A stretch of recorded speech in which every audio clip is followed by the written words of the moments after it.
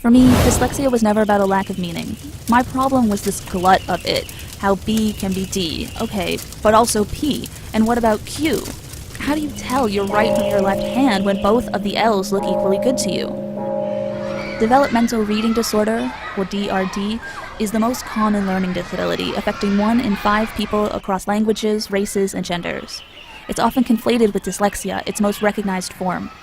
It is also often conflated with stupidity, which is awkward, and exacerbated by the fact that disabled children who don't receive or process information in conventional ways are usually already struggling to understand what is expected from them. The idea of my project is to write a book of poetry that reflects on being learning disabled as a lived social and emotional reality, a part of my human experience, not something confined to the classroom. Like how it's difficult to learn anything else when you can't read fluently, or how my old spec ed teacher talks so casually about coaxing the kids who'd gone mute to dismiss the importance of writing because until they could shed that shame, they couldn't open up to her or to learning anything else.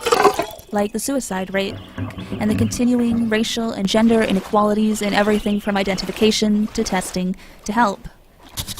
I love teaching poetry to kids for the same reason I like teaching creative writing generally, which is the ability it gives you to express things that aren't polite or aren't talked about, or for whatever other reason language just isn't set up to make easy to say.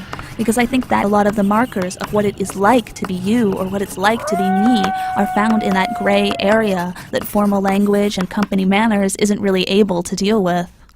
That's why poetry is the best way to discuss how, if you input, output, integrate differently, that doesn't go away when you leave school. And it's also why I think poetry is the genre best suited to expose and explore the insurmountable difference that exists between written and verbal language, especially if I throw a little art in there too. Some or all of my poems will also be written upside down, using English characters flipped into the identity of other Latin letters.